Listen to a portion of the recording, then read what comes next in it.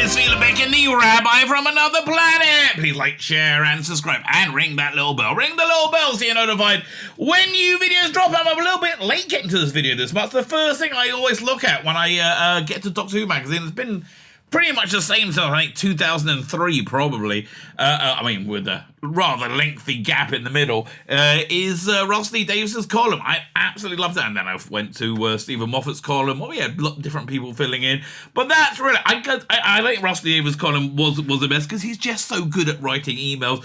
How's that surprising? He's so good at writing, but he's just so good at writing emails, which is, again, the reason why I go to it first. So I normally post a video going over what he had to say. This, I think the reason it took me a while to get to it this month is because it's mainly about Sarah Jane Adventures, which I'm not that interested in. Now, don't get me wrong.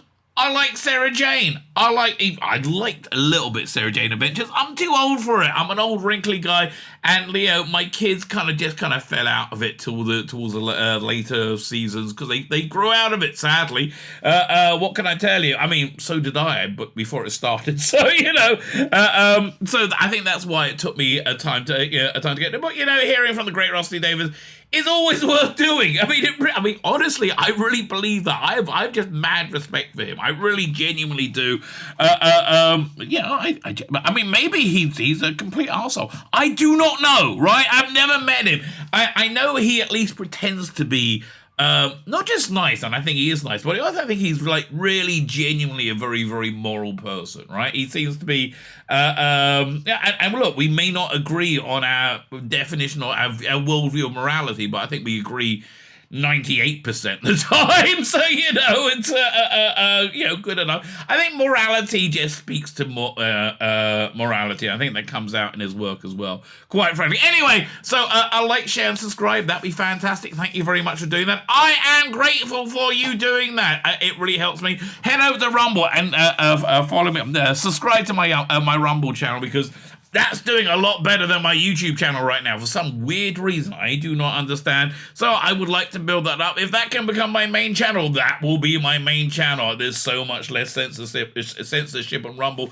But the problem is, I hate to tell you, the problem is it's not as good as YouTube in terms of the way it works. Like I use Rumble, I use YouTube. YouTube always just plays better on my phone, there's less of a delay, whatever, so Rumble, please be as good as YouTube, right? And everybody head over to Rumble and subscribe to me there, because that will be fantastic. Also monetize on Rumble, although, because no one subscribed to me, I don't make any money. You don't make any money on YouTube videos anyway. I mean, you need about 30 to 50,000 subscribers before you're making bubkas, right? And that's essentially what you make decent money at that, but that's essentially what, and you need to be pumping out the content all the time. So, but anyway, can you head over to Rumble and subscribe there? That'll be fantastic. Thank you very much. Like, subscribe, comment, let me know what you think. If you disagree, if you agree, whatever, let me know what you think. Look in the video notes. Follow me on Twitter. That's my main social media.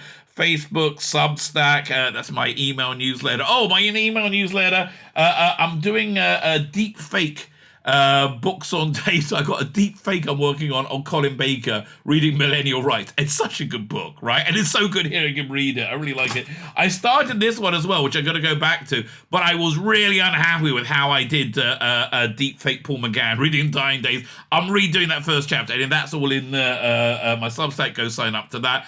Like, share, subscribe, comment, social media, Substack. I think we covered everything. So let me hand over to me. So when was this? This was from, I think, Saturday, right? Saturday. This is Monday the 13th, so it'll be Saturday the 11th, right? Saturday 11th. Let me hand over to me from whatever the hell it was. Right, of this month's issue of Doctor Who magazine. Caused a bit of a hoo-ha for having David Tennant on the cover. A couple of people didn't like K9 cut off, right? But it was like, but wait a minute, why is David Tennant front and center and not Sarah Jane? Sexist, right? Oh God, they're so stupid. They're all so painfully bloody stupid. It hurts me how painfully bloody stupid they are, right? Oh God in heaven, why are they all so bloody stupid? I don't know, but it's about our love of Sarah Jane. Now I have to tell you, this issue really didn't do it for me at all, right? I'm not really a fan of Sarah Jane Adventures, right? They were just like too juvenile for me because I'm a grown up, and that's I understand I like Doctor Who, right? but that seems more like General Family. They just seem too kiddie for me. I think by the last season I stopped watching it, right? So it became, and I didn't really remember the stuff that I saw.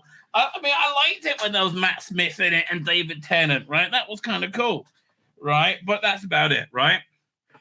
Has the son been at his son's stash? What's that? If only.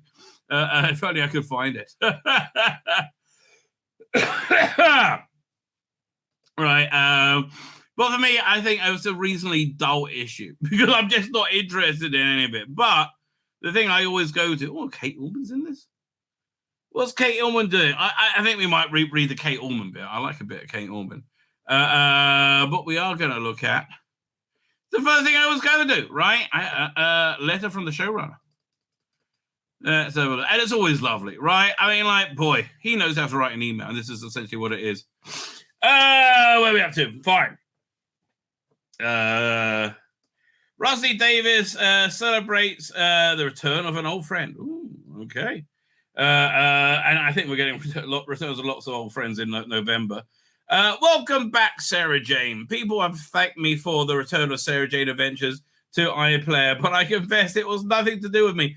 Dude, you are just too bloody modest. Yes, it was, right? Yes, it was. And apparently Doctor Who's leaving BritBox as of April 1st, I think, or the end of March. Is it going to go to Disney Plus internationally? That'd be great for me. That'd be fantastic for me. Especially when I get fiber. Oh, yes. The first we knew, CBBC wrote to tell us it was happening completely out of the blue. Oh, brilliant. Thank you. Yeah, but I think, there's you create an energy, right? An energy that Doctor Who's coming back home, right? Doctor Who's back.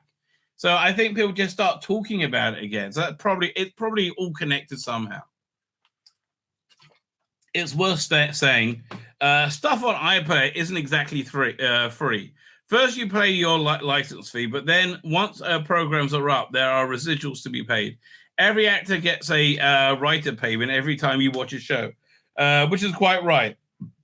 And the money is paid by the BBC. So when people ask, why isn't X, Y, and Z on iPlayer, then remember, it costs. I mean, honestly, they should have an international streaming service. Obviously, I would sign up for that, right? I mean, apparently, but they auctioned all the bits off to, and Doctor Who's going to Disney Plus. But right, if the BBC had if they made iPlayer an international service that you paid $10 a month for, in the States, you will get around the world. People will pay that, especially if you stop making shit, right? If you made EastEnders watchable again, right? Imagine that. Then you remember it costs, and these days of tightening budgets, should that money go on old shows or new shows? I hear the question. But again, license it, make an app, idiots.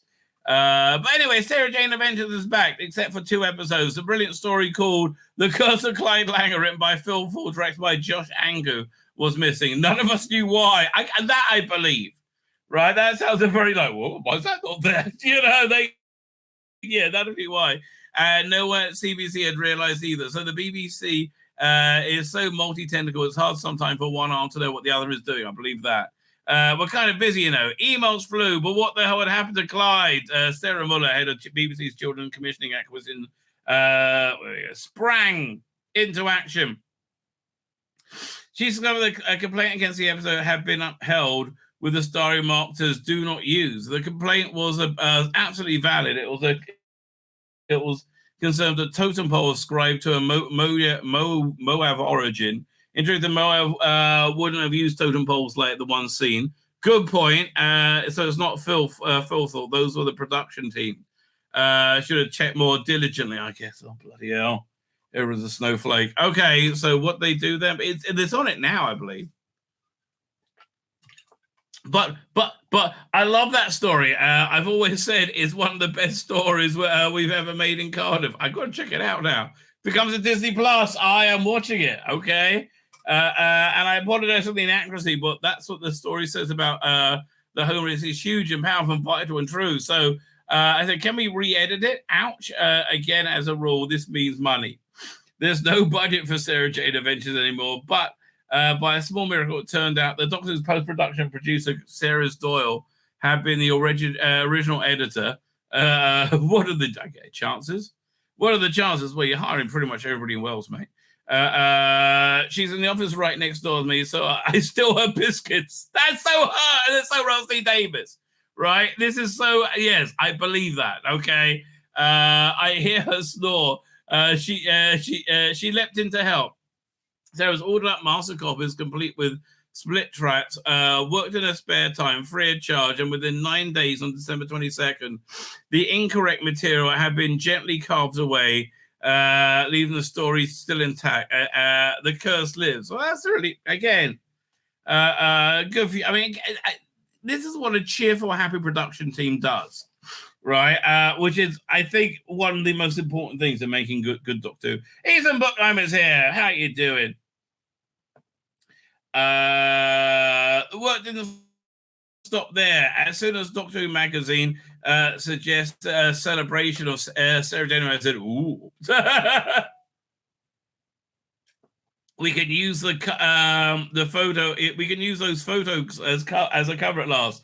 The shoot you can see emblazoned on this month's Doctor Who magazine was taken for the wedding of Sarah Jane with the promise of Radio Times cover, which never happened."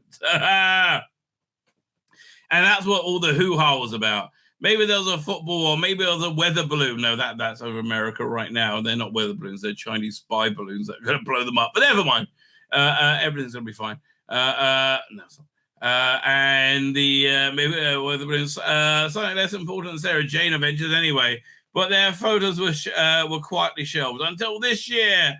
And I said, their time has come. Again, I think he actually probably did, right? I think that was what it said. There's a huzzah. I think this is his internal monologue, right? I really believe that. Problem said this magazine editor puffing on a pipe in a wing-back chair, or that's how I imagine him. Don't argue. He said that we don't owe those photographs. So we have to license them, which costs. And this magazine publishing in 2023, money is tight. But again, people sprang into action. Mandy Thwaites from BBC Studios was enormously helpful and traced the photographs by Sven Arnston back to their source at Immediate Media. And amazing, Immediate Media agreed to let Dr. have an image for free of charge. And we were immensely grateful. Well, again, it's just because everybody likes you, Russell, right? Everyone wants to do a favor for you because it works out in their favor. Obviously, it's a good idea, right? Where are we up to? Which we were immensely grateful for, but there was a lot of people. Taking a lot of time out, a lot of work to restore Sarah Adventures to its proper place. And you know why? Because it was loved. And you know why it's loved? Because it emanates from Rusty Davies, right? It's his love. Right, that infects everybody else. This was the same with his first run at Doctor Who. It was the love everybody had making it. It came from Russell T Davies, right? So everybody says, "Oh, it's gonna be woke, it's gonna be the same." I don't think it can be, right? I really don't think it can be. We love Sarah J. We love Liz Sladen beyond measure. This one's for you, Liz. The cover at last. Thanks, darling, for the absolutely everything. I miss you. I bet you do. I bet you do. Again, you know, I